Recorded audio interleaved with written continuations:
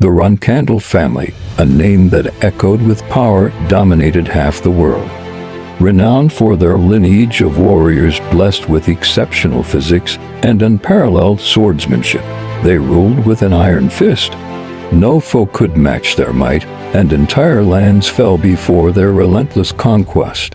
This law of the jungle, where strength dictated everything, was the very foundation of the Runkandle way. Born into this prestigious lineage was Jin Runkandle, the youngest son. During the selection ceremony, a pivotal event that determined each child's future, Jin defied expectations. He grasped the patriarch's sword, Barasada, the legendary weapon of the family's founder. This act marked him as the chosen heir, destined for greatness. Visions of a glorious future brimming with success and acclaim danced in his mind. However, a harsh reality soon shattered his illusions. Jin possessed zero talent in swordsmanship. Whispers and scornful laughter echoed through the halls. How can a Runkandle be so inept? They scoffed. Branded a disgrace, the family's embarrassment, Jin became the target of his brother's relentless bullying. One day, as Jin practiced with a wooden sword, his brothers descended upon him. Still swinging that useless toy, one jeered. Another chimed in, "Leave him to it. He wouldn't know a real sword from a twig." A snide comment hung in the air. Speaking of real swords, where could Barasada be, I wonder? Jin, rendered speechless by their taunts, could only clench his fists. The brothers, emboldened by his silence, lashed out. A tick sent him sprawling, followed by a torrent of insults. "Useless bastard," they spat. Jin lunged for his wooden sword, but a swift kick from his brother met his hand, sending a jolt of pain through his arm. They snatched his swordsmanship manual, another source of his solace. "What a waste of good parchment," one scoffed. "The likes of you shouldn't be allowed near such knowledge." "Stop it, give it back," Jin pleaded, his voice cracking with desperation. But his pleas fell on deaf ears. With a sickening snap, they broke the wooden sword and tore the book to shreds, tossing the debris at his feet. Jin, his voice thick with despair, cried out, "You don't have to do this. We are doing this for your own good," they retorted, feigning concern. "Why do you always talk back? Is that what your nanny taught you?" "Gilly has nothing to do with this," Jin refuted, defending his beloved caretaker. Seeing his defiance, they escalated their torment, raining down blows upon him. Jin, overwhelmed by the physical and emotional abuse, retreated within himself. He clung to the belief that his unwavering dedication would eventually earn his family's respect. Through sheer hard work, he would overcome his shortcomings and prove himself worthy of the Runkandle name. This flickering hope became his sole anchor in the storm of humiliation that was his life. Jin Runkandle toiled for years, honing his swordsmanship within the walls of his prestigious family. Yet, his efforts seemed to bear no fruit. Dejected, he stood outside the family gates, the weight of his unrecognized talent pressing heavily upon him. By the age of 25, ostracized and defeated, Jin found himself wandering aimlessly. It was during this time of despair that he encountered his true calling. A chance encounter led him to a master who recognized the spark within Jin, a spark that wasn't swordsmanship, but a forbidden talent for magic. The revelation ignited a fire in Jin's heart. Here, outside the stifling confines of his family's expectations, he thrived. 3 years later, while engrossed in research on mana manifestation, a chilling darkness engulfed him.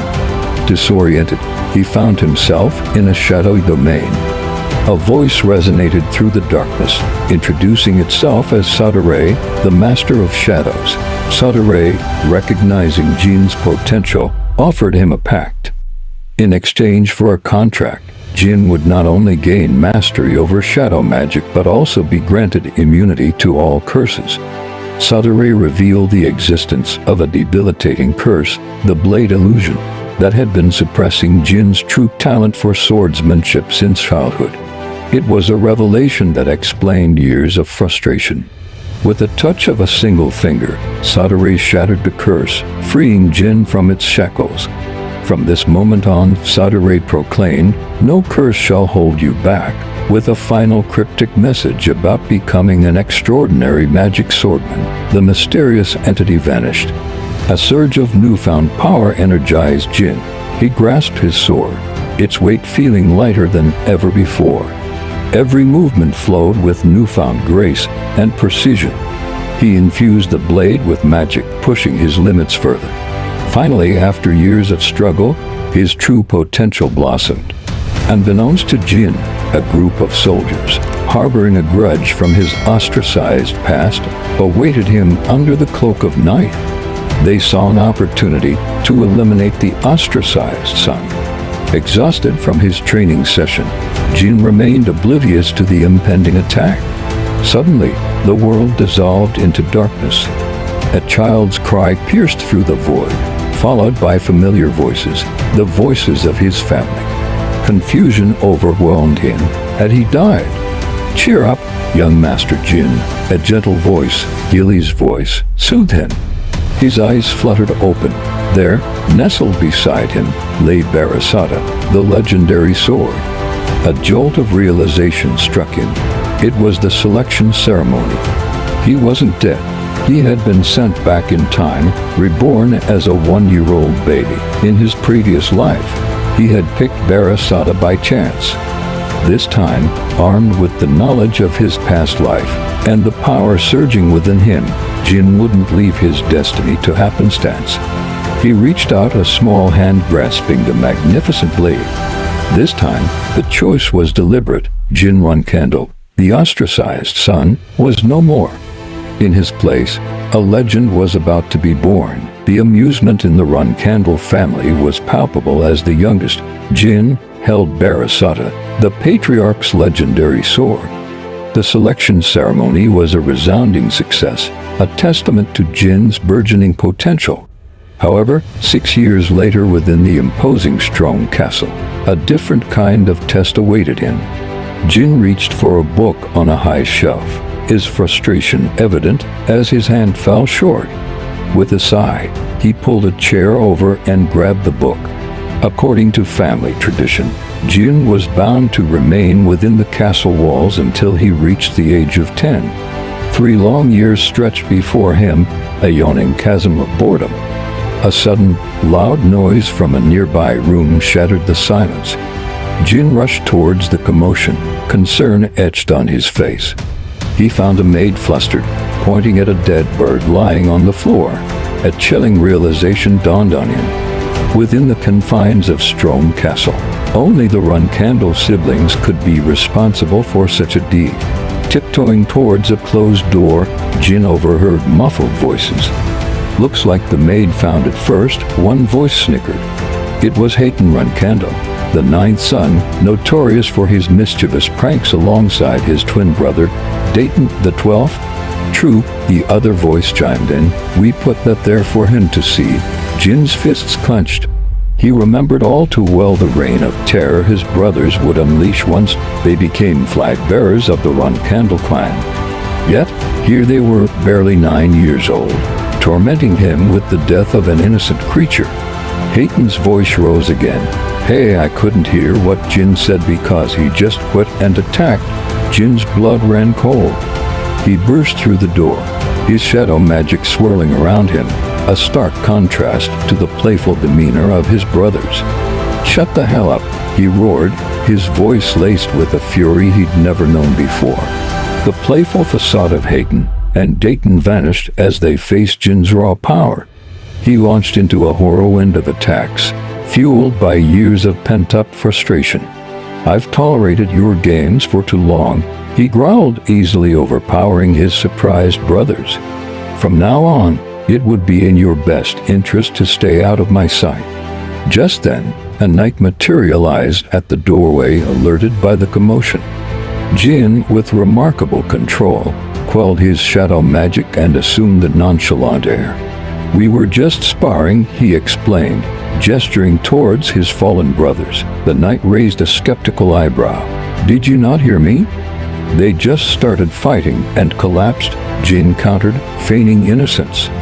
The knight, unsure of what to believe, decided to err on the side of caution. Very well, he rumbled. I'll have them taken to the infirmary. No need, Jin interjected, a sly glint in his eyes. There's somewhere else they need to be. He led the bewildered knight outside, where a storm was brewing. Jin gestured towards a nearby tree, its branches groaning under the wind's assault. Leave them there, he commanded. The knight hesitated. Are you sure, young master? The storm will worsen soon. Jin's gaze held a steely resolve. They need to be made aware of the consequences of their actions, he declared. By your order, young master, the knight conceded, a flicker of unease crossing his features. One thing was certain, the force Jin wielded wasn't ordinary aura or mana. The knight knew he had to report this to the patriarch. As he ordered servants to bring shelter for the exposed brothers, Jin watched from the shadows. He knew Khan, their guardian knight, had witnessed everything. The display of shadow magic wouldn't go unnoticed. Shadow energy, Jin thought, a satisfied smirk playing on his lips, proof of my contract with Sandrit. The contract, he had discovered, transcended lifetimes. And thanks to the curse immunity, a perk of being Sandrit's contractor, he was free from the blade's illusion that had plagued him in his previous life. The foolish, talentless Junwan candle was no more. This time around, things would be different. News of the incident reached the patriarch swiftly, delivered by Khan. The patriarch, a formidable figure with a mane of silver hair, wasted no time. Assemble the flag bearers, he boomed, his voice echoing through the halls. I will personally deal with this matter. Khan bowed deeply. As you command, patriarch. Word spread like wildfire, and soon all 7 flag-bearers of the Run-Candle clan, along with 200 knights under their command, stood assembled. The Run-Candle family was abuzz with sudden activity. Mary Run-Candle relayed a message from Diffasapa to gather everyone. Luna seemed equally confused. Do you think it has anything to do with the Tona twins' release from Storm Castle next year? Mary asked, worrying creasing her brow. Diffus dismissed the possibility. The patriarch wouldn't make a special trip just for that. Then why else would he come? Mary pressed, her gaze flickering to their youngest sibling. Gilly, the youngest, remained stoic, but Jin, the protagonist, felt a surge of apprehension. After he chose the forbidden sword during the selection ceremony, could this be about that? As if on cue, the imposing figure of Chiron Runkando, the patriarch, filled the room. His aura, cold and distant, spoke of a man consumed by duty. Bring the Tona twins, he commanded. Haytona and Daytona, identical in appearance but different in temperament, entered the room and bowed respectfully. The patriarch wasted no time. I hear you tangled with Jin. Explain yourselves. The twins, looking outraged, pointed at Jin. He attacked us with an unknown power.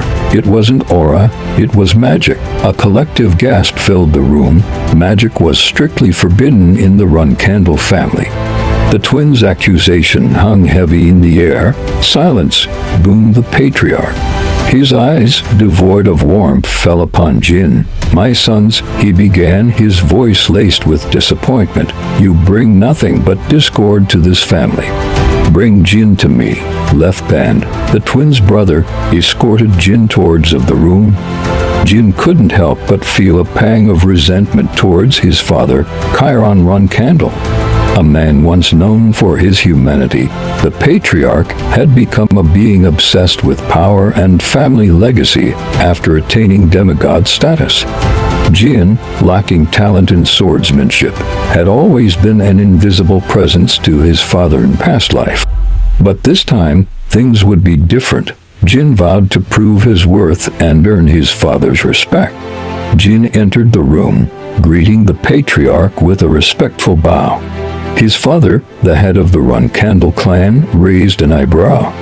Why, patriarch, he inquired. "Aren't I simply your father?" Jin explained that with hundreds of clan members visiting, including his siblings and guardians, his visit felt official. He addressed him as patriarch to acknowledge the formality of the occasion.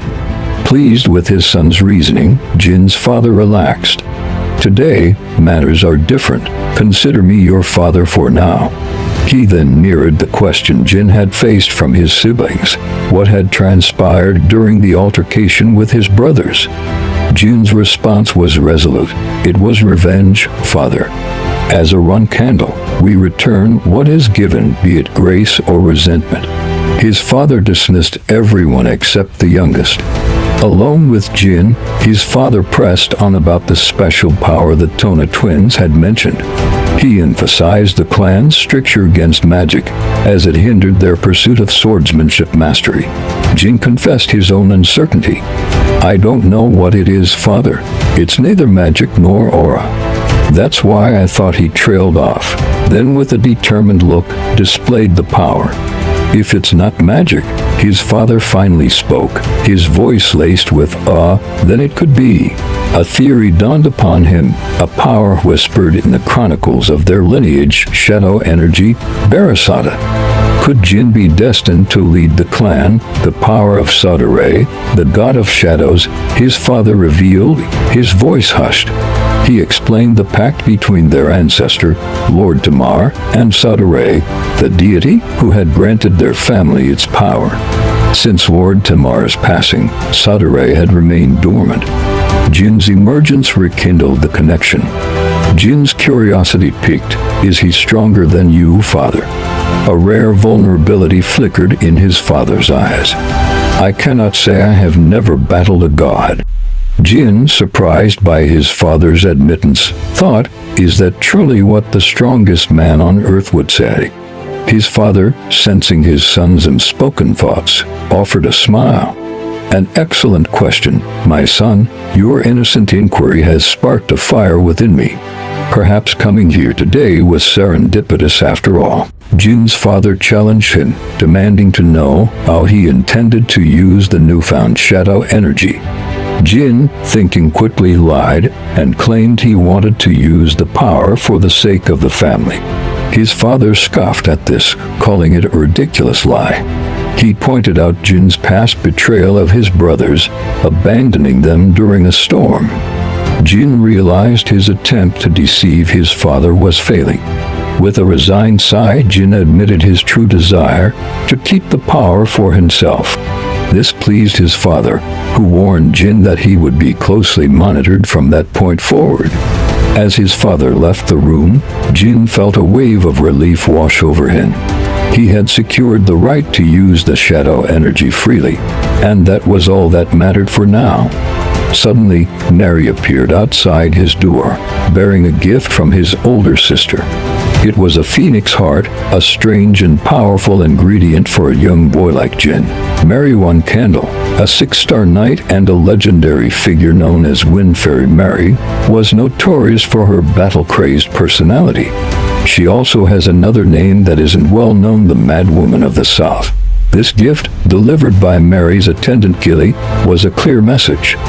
Mary wanted Jin to grow stronger, to become a worthy opponent for her. The Phoenix Heart Soup was a potent elixir, granting fire resistance and promoting growth. In this new life, Jin realized he might even be able to summon a phoenix.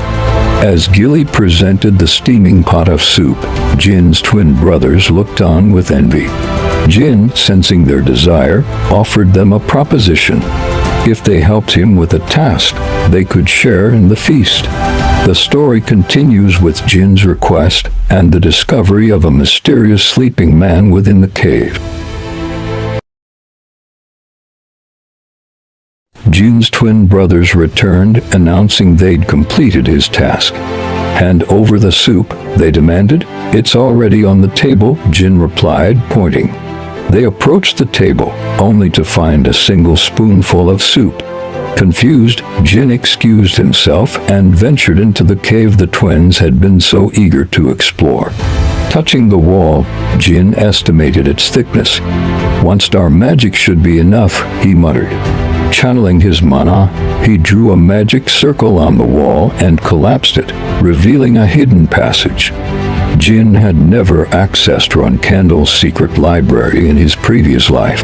A thrill of anticipation ran through him as he entered.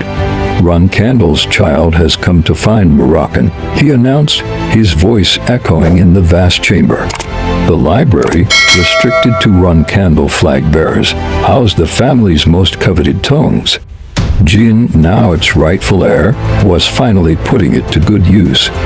Inside a glass chamber, he saw a humanoid figure locked in slumber. Scales adorned its forehead, a telltale sign that this was no ordinary human. It was the black dragon Moroccan, supposedly slain by the Runkandle founder and sent into an eternal sleep. Jin couldn't believe the legend was true.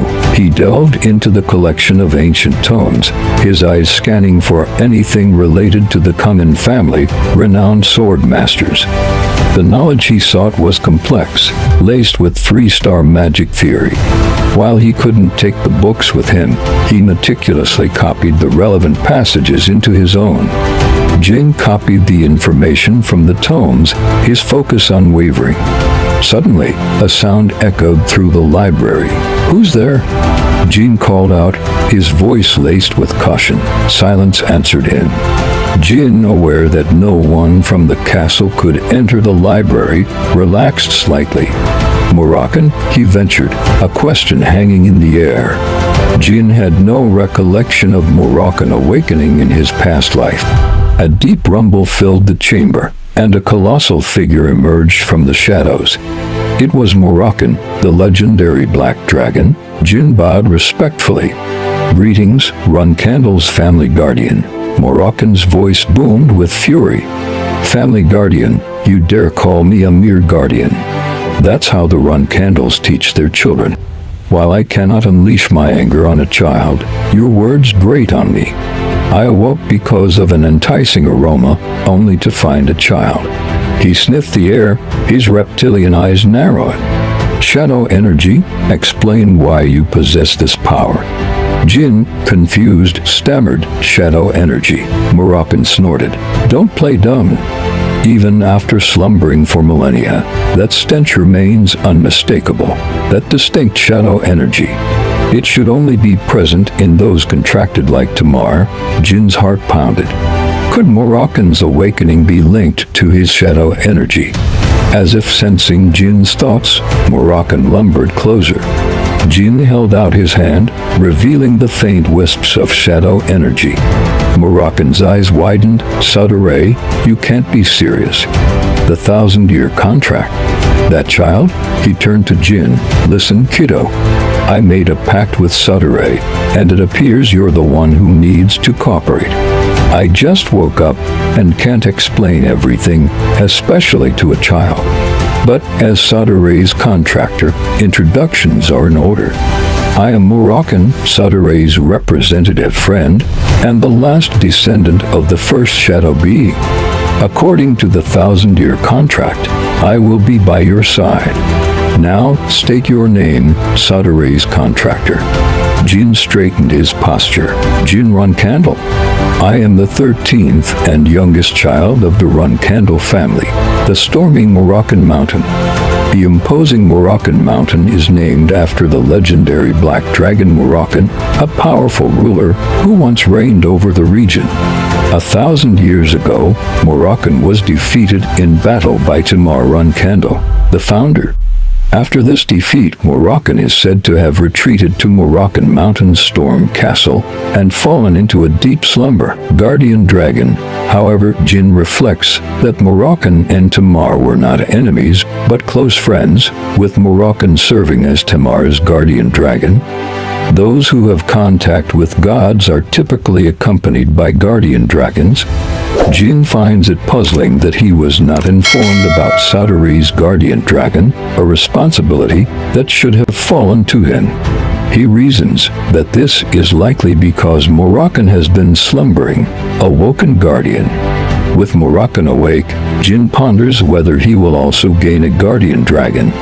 One day, Jin entered the library, his arms laden with a basket overflowing with sweet pastries. "For you, Moroccan," he announced, a hint of shyness in his voice. Moroccan, his eyes lighting up at the sight of Jin's offering, recognized them as his favorite strawberry tarts, a thoughtful gesture from Jin's ever-attentive nanny.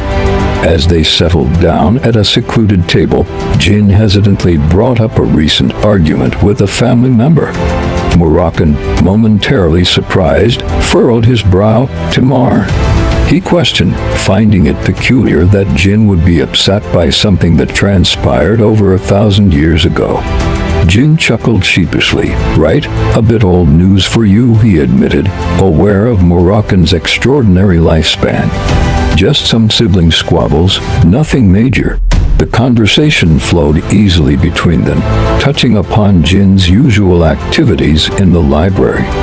Jin revealed that he spent most of his time meticulously transcribing forbidden stones onto parchment, a laborious task but necessary to avoid raising suspicion. Moroccan, impressed by Jin's dedication, inquired about his comprehension of the complex material. "Honestly, about 30%, Jin confessed. "The rest is like reading another language entirely." Moroccan offered a warm smile. "Don't be discouraged, Jin. That's a remarkable feat for someone your age.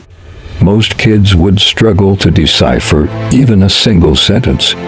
Jin, ever the diligent student, explained the pressure he felt to excel, given his Runcandle bloodline and the numerous accomplished members of his family. He vowed to work tirelessly to hone his skills and surpass those who sought to undermine him. Driven by curiosity, Jin then steered the conversation towards Tamar's potential understanding of the ancient tones. He expressed a yearning to measure his own progress against the legendary founder. Moroccan stroked his beard thoughtfully. "Tamar, at your age, I highly doubt he could grasp even a single line of those intricate texts." Jin's eyes widened in surprise. "Really?" Moroccan nodded solemnly. "Theory and practical application are two entirely different beasts." Tamar excelled in combat, his instincts and battle prowess unmatched. He didn't need to pore over dusty tongues to be formidable. Jin, a flicker of doubt clouding his features, pressed on. "So, even with all this studying, I might never be as strong as Tamar." Moroccan placed a reassuring hand on Jin's shoulder. "Not at all, young one. Remember, you are the soldiery contractor, chosen for your unique potential, just like Tamar was chosen for his. Dedication and perseverance are key. Keep training, keep learning, and I have no doubt you'll surpass even the most legendary figures." After all, the soldiery's power is said to be infinite, and as its contractor, that potential lies within you as well. Jin's determination reignited, met Moroccan's gaze with newfound confidence. "You really think so?" "Absolutely," boomed Moroccan, a mischievous glint in his eye. "Now, how about I teach you a new technique to celebrate your newfound resolve? It's called shadow energy release. That's right. Anyone who uses shadow energy must familiarize themselves with it, as it's the foundation. However, it's incredibly dangerous to use it without proper learning, so take it slow and careful." Jin replied, "Okay, I will do that," Moroccan said. "Then, what do I have to do first?" Jin watched in amazement as shadows swarmed towards Moroccan, overwhelming him with shadow energy. "It means you can become the owner of all the world's shadows," Moroccan said. "So, what do you think, kid? This is shadow energy release." Jin was speechless. The scene then shifted to Luna Runcandle, who had finished clearing the monster forest.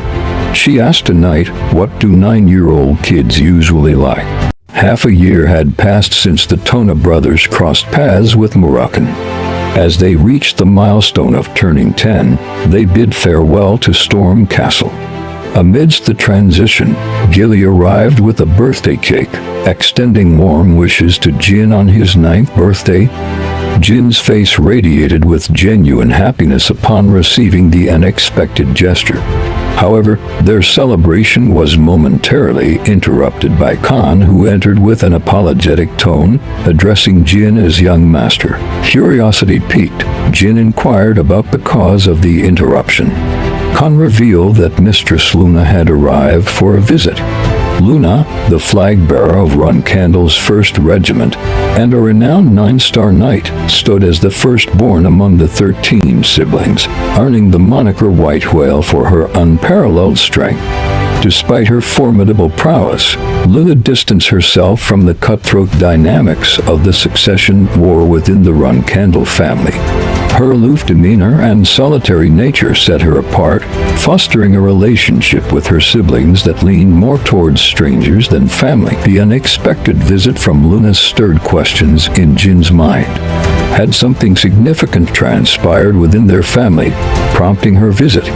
Or had Luna discovered Jin's clandestine trips to the secret library?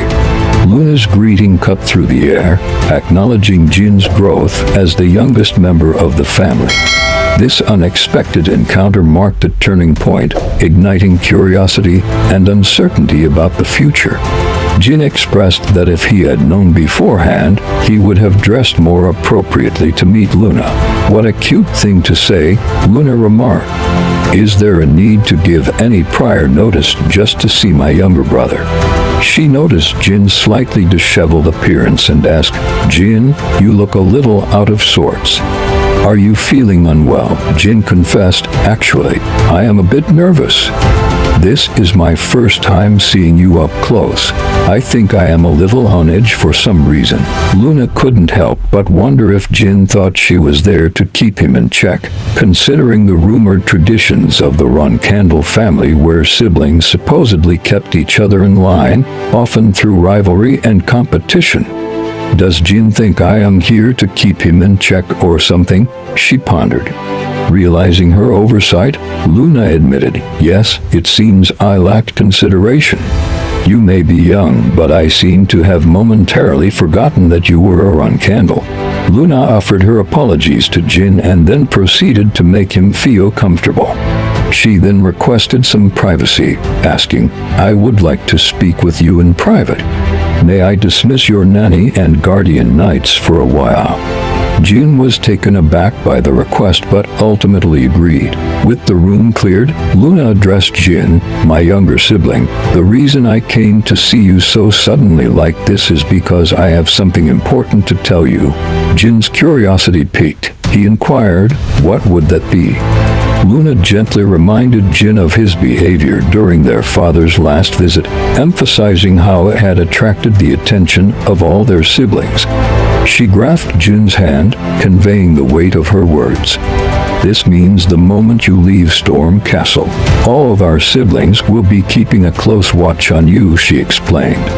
Luna expressed her hope that Jin wouldn't sacrifice his own happiness by getting entangled in the family feud, sincerely wishing he wouldn't suffer from the Runcandle's dirty succession battle. Jin couldn't help but wonder if his sister had relinquished her position as matriarch solely because of this looming conflict.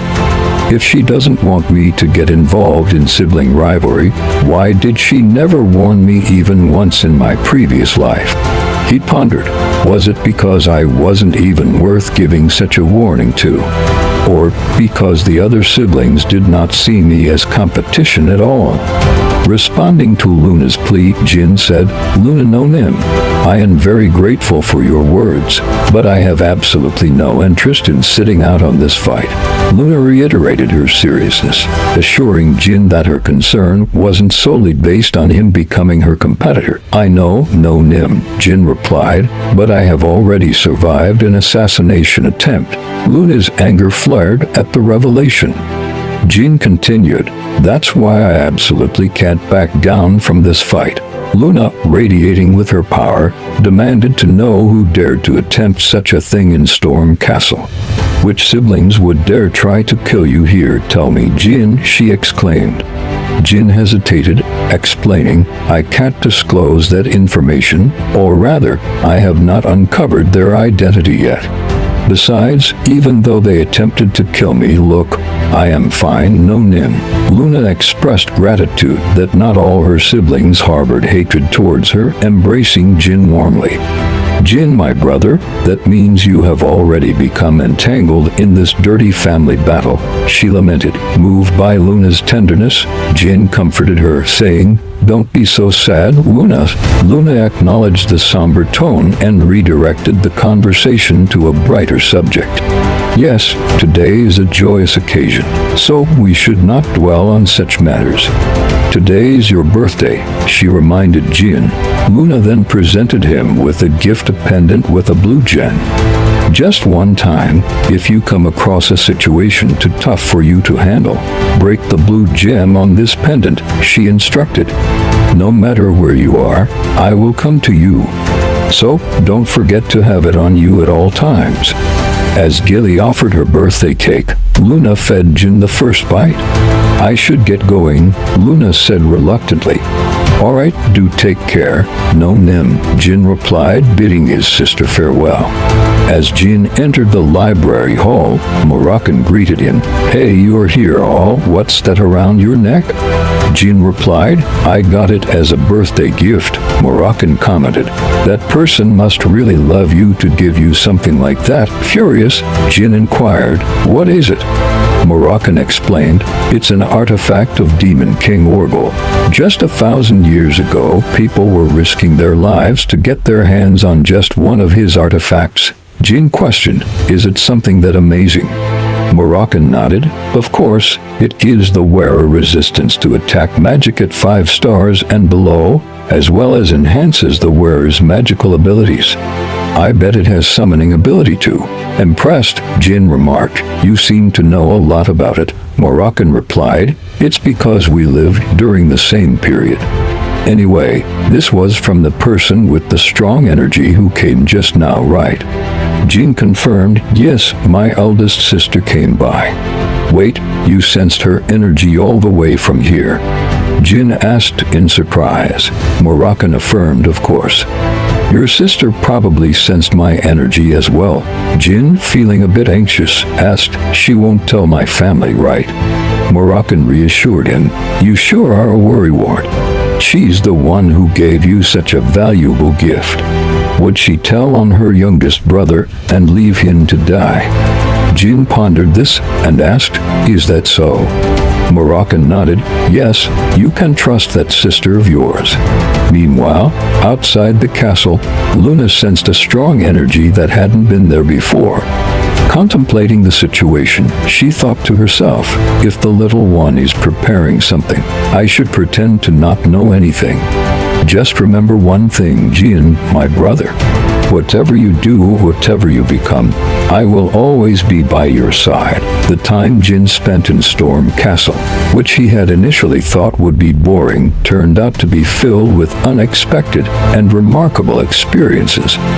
During his stay, he gained his father's acknowledgement and high expectations, received the Phoenix Heart from Lady Mary, formed a relationship with Lady Luna, and even met the guardian dragon, Moroccan.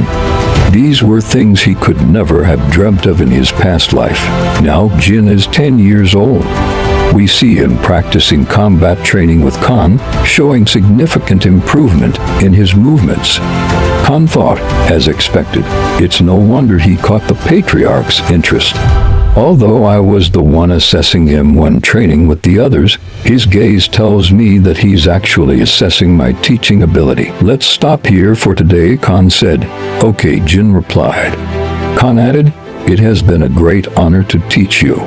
There's not much time left until you leave Storm Castle, but I promise to give you the best training possible, with no mistakes.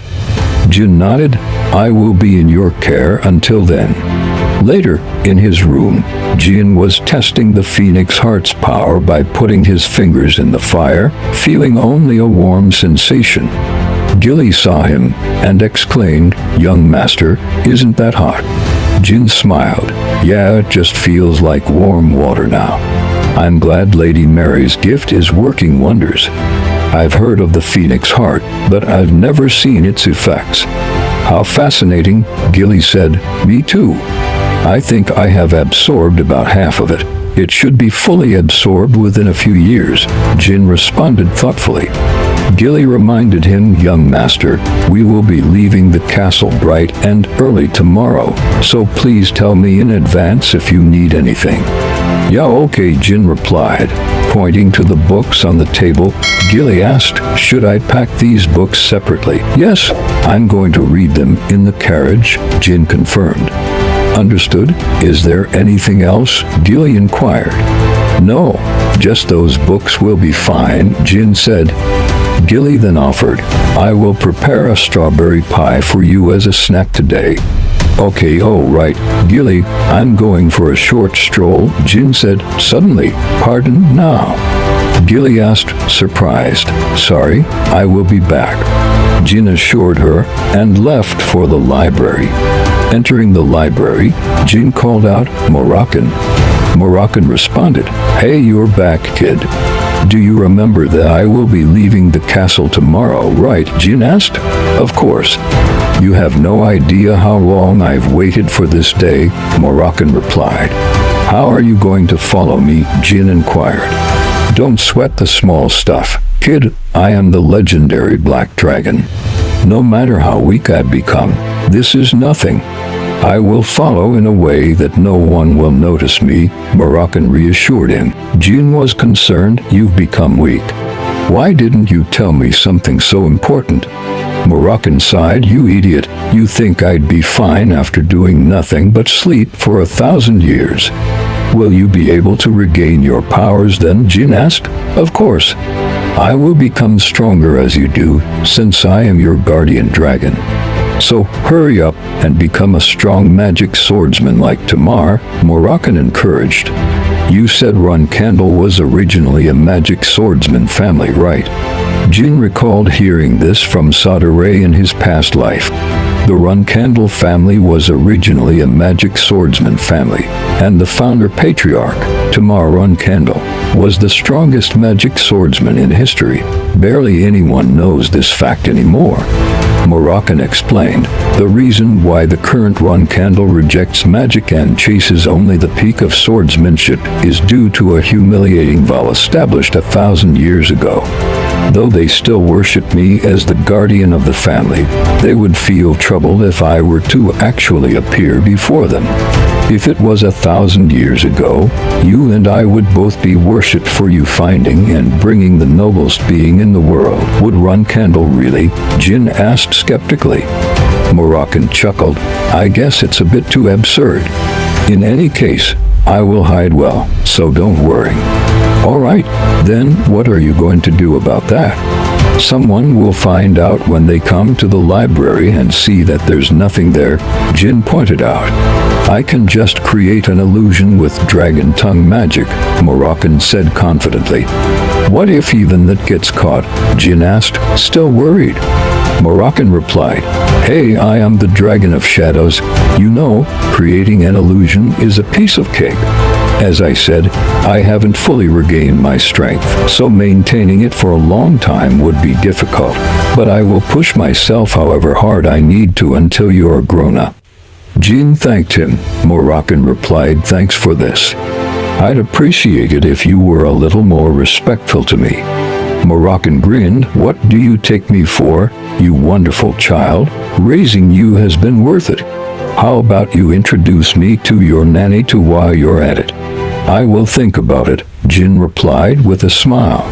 Later that evening, Gilly said, Young master, you can't expect a quiet and relaxing life similar to the one you've lived in Storm Castle when we reach the main castle. Of course, you have been busy training here, but it will be even more difficult, and you will be much busier there. I can't bake you pies whenever you want either. Jin nodded. Don't worry, I am well aware. I will do my best in the main castle as well.